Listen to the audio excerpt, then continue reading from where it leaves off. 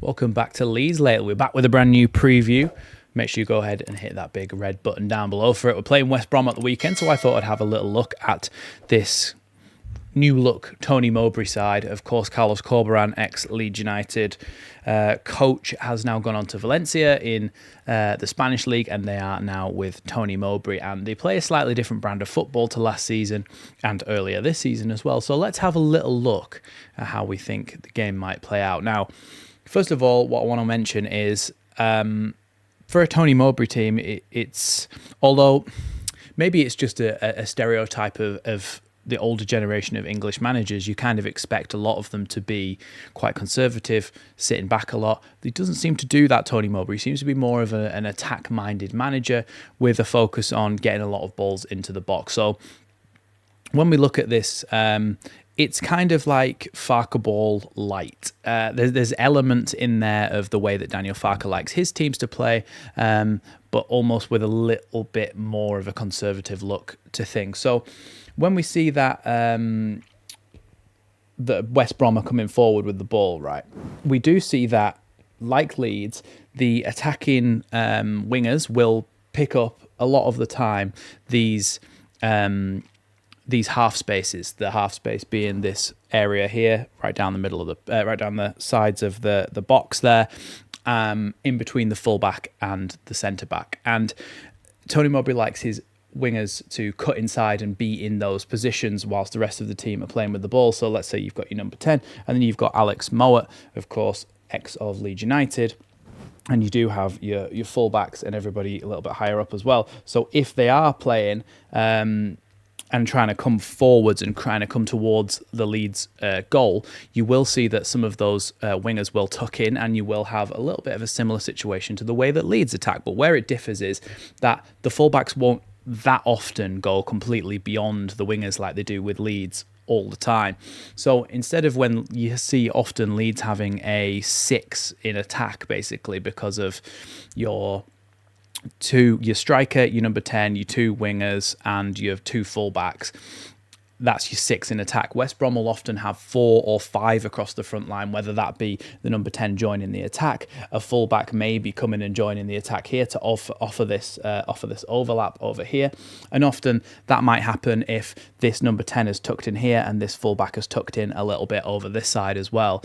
Sorry, not the number 10 here, the winger is tucked inside, and it allows them to be a little bit covered on the defensive side of things still. But they do like to get a lot of crosses into the box. Now, the way they do this is often similar to what Leeds do. They offer a bit of a 2v1 situation, maybe with the fullback coming up or one of the midfielders coming across to the side, because I did notice as well that even Mowat has been getting forward a lot more with this new manager. So there is license for them to get forward and support that a little bit more. They like to get the ball into the box, and when they do get a chance to cross the ball into the box, let's say that's the fullback, you do notice that the winger on this side, pardon that, that's Bleach, that ruined this hoodie, which I'm very annoyed about because it's a nice little Leeds United classic number. Anyway, we move. This here is what we were saying about the winger coming into that half space there. Let's just move that down slightly. There we go.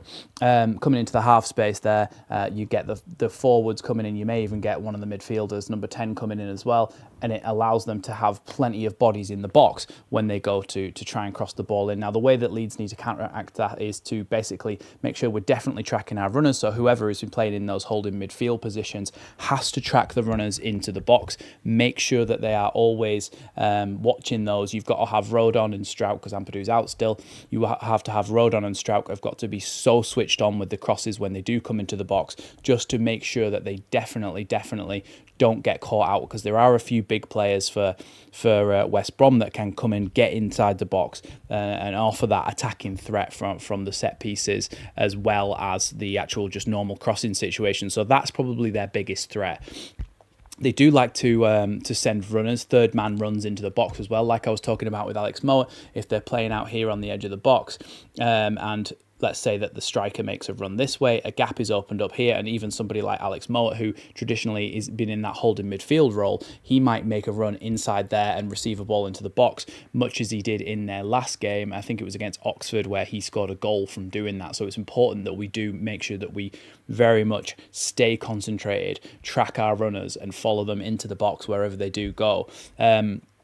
Now, of course, with them playing like this against teams like Oxford United, you'd expect that if they come up against Leeds United, even if they're at home, they might play a little bit more conservatively. But if they do see a chance to go forward, I do believe that they will go forward like this in numbers, trying to cross balls into the box and cause chaos in the box for Leeds. Now, the advantage of this for Leeds is that we can then try and go on the counter-attack and on the break, which I have seen even lesser teams catch out West Brom by doing that, going on that counter-attack, breaking down the other end of the pitch. We've got the numbers, we've got the ability, the fitness, and the pace and speed of thought to be able to do this. It's just about execution.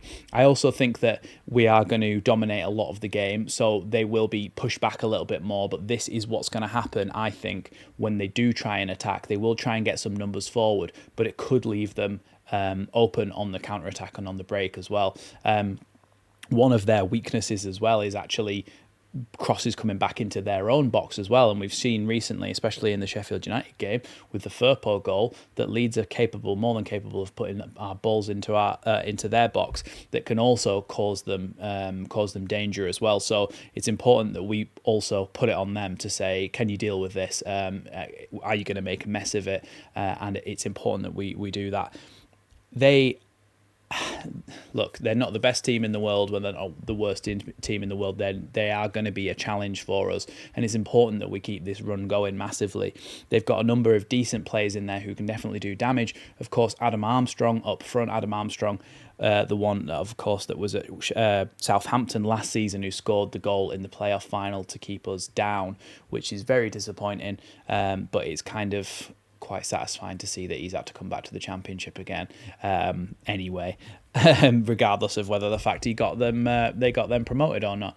But yeah, he is their striker. He is fairly dangerous, as we know. He scored against us a couple of times last season, so it's important that we keep him quiet as well, and we make sure that we definitely track his runs as well as the runs that he makes, like I said before, to run past players and open up space for his teammates to run in behind and receive the ball in the box.